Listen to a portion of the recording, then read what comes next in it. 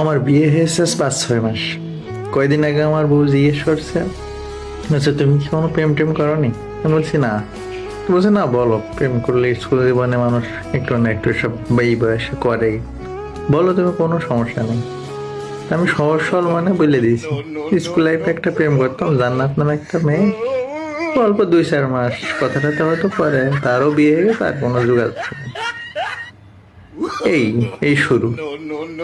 পরের দিন সকালে আমি মোবাইলটা নিয়ে ফেসবুক দেখছি, রান্না করতে এসে বলছে যে কি, জান্নাতের সাথে কথা বলছো? বলো বলো বলো, ভালো করে বলো।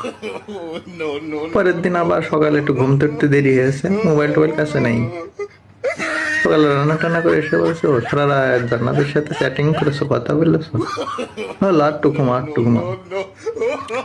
তারপরে সন্ধ্যার দিকে অফিস থেকে আসিছি, আসার আগে ফোন দিয়ে বলছে যে মশার কয়েল এনে নে। মশার কয়েলটা আনতে মনে নেই, রুমে ঢোকার সাথে সাথে বলছে ভুলে গেছো, জান্নাতের কথা মনে করছিলে, এই জন্য ভুলে গেছো।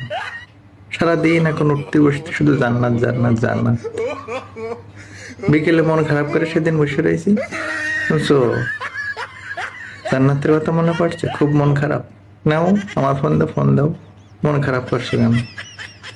ওখানেও জান্নাত।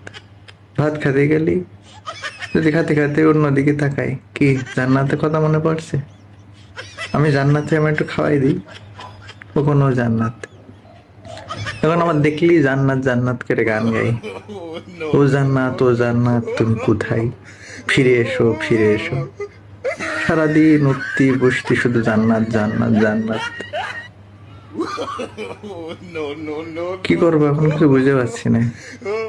তা আমার মতো এরকম ভুল টুল কেউ করেন না, সারাদিন এই জান্নাত জান্নাতই করতে হবে।